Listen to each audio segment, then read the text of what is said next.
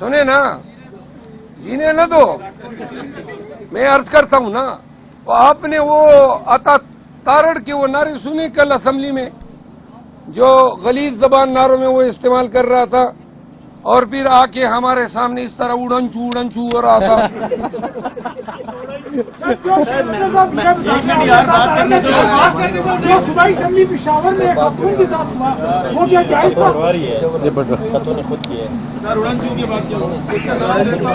سنے نا جی، وہ اس طرح اڑنچو ہو رہا تھا اور ساتھ میں غلط نعرے لگا رہا تھا۔ میں قسمن کہتا ہوں کہ لمحوں کی دیر تھی، عطا تارڑ اڑ چکا تھا، لیکن بس اللہ نے کرم کیا۔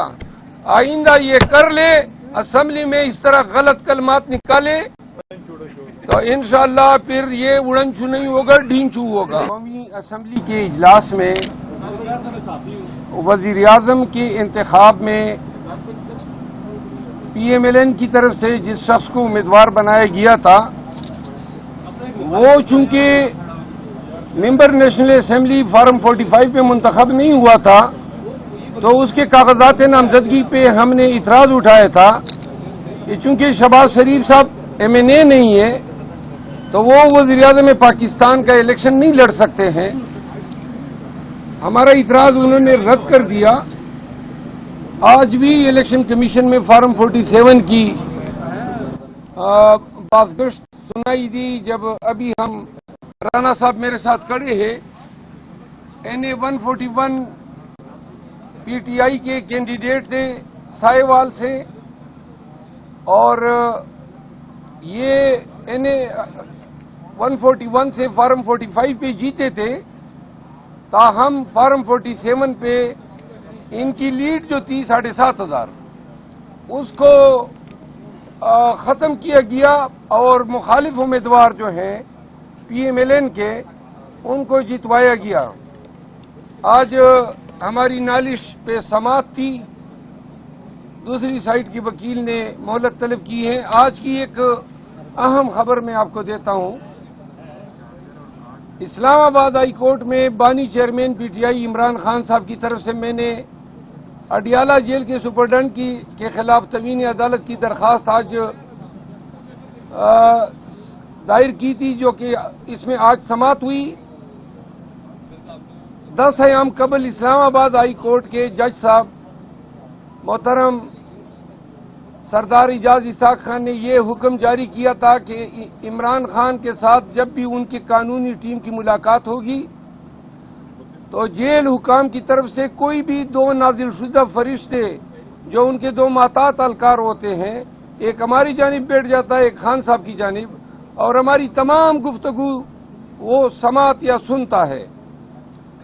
دوسرا ہم نے یہ عذر اٹھایا تھا کہ ہمیں کوئی کاغذات ان کے پاس لے جانے نہیں دیے جاتے، اور جو بھی کاغذات ہم لے جاتے ہیں وہ ہم سے زبردستی لیے جاتے ہیں، ان کو سکین اور کاپیاں کر کے بعض اوقات لوٹا دیے جاتے ہیں، بعض اوقات لوٹائے بھی نہیں جاتے ہیں۔ نقصانات تو اب اتنے ہو گئے ہیں کہ اب نقصان ہی نہیں رہا۔ اب تو ہمارے ذہن میں کوئی بھی نقصان کوئی حیثیت ہی نہیں رکھتا ہے، ہم عادی ہو گئے ہیں۔ البتہ میں کبھی بھی آپ اپنے ساتھ کنورسیشن میں دیکھ لیں، آپ دوستوں کے ساتھ ہمیشہ، صحافیوں کے ساتھ، عام لوگوں کے ساتھ ہم بڑے ہی معتدل مزاج رہتے ہیں، لیکن ظلم اور جبر کے خلاف خاموش رہنا یا معتدل مزاج رہنا یہ بھی ایک جرم ہے۔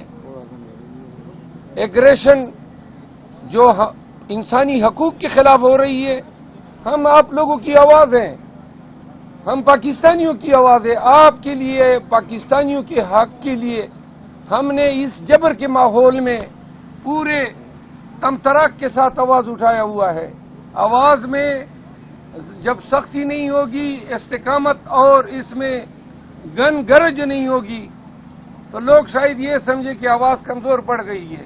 صرف جابر کے خلاف، ظالم کے خلاف اور طاقتور کے خلاف جو ہے آپ کو ہماری آواز میں گن گرج سنائی دے گی۔ آپ شریف آدمی کو دیکھیں، اس کے ساتھ جب بھی ہم کلام ہوتے ہیں ہماری نظریں ان کے پاؤں پہ ہوتی ہے۔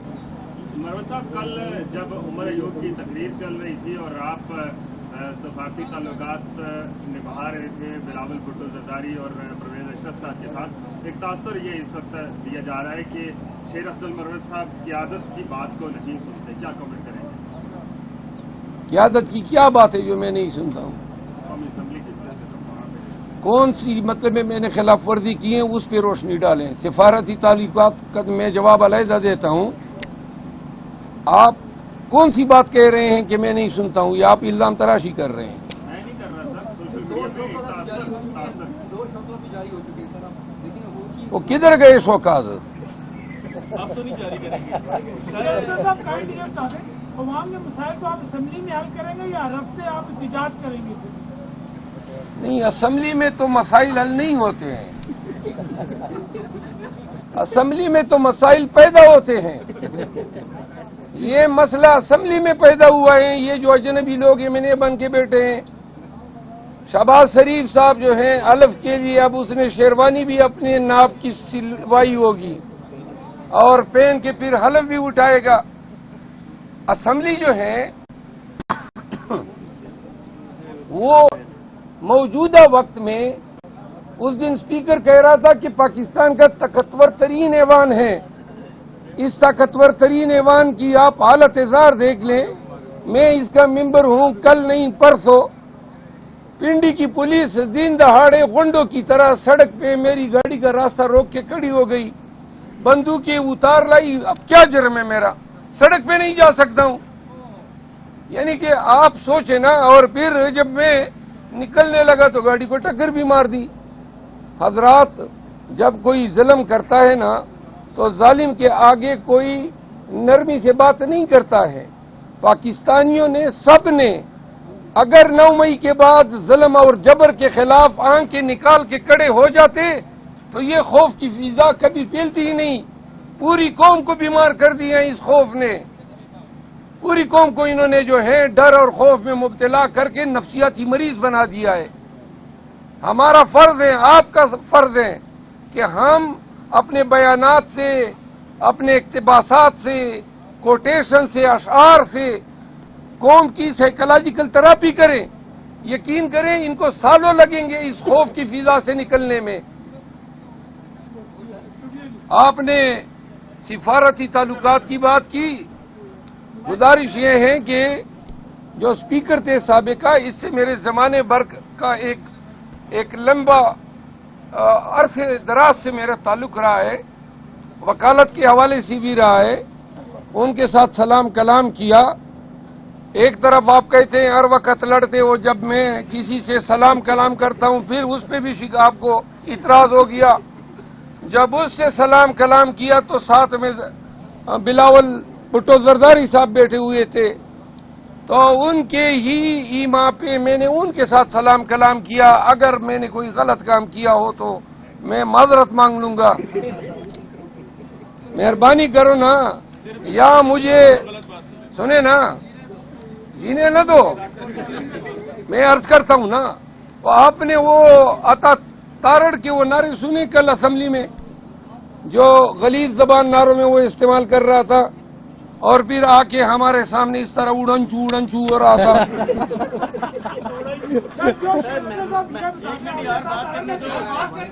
صوبائی اسمبلی پشاور میں خاتون کے ساتھ ہوا، وہ کیا جائز تھا؟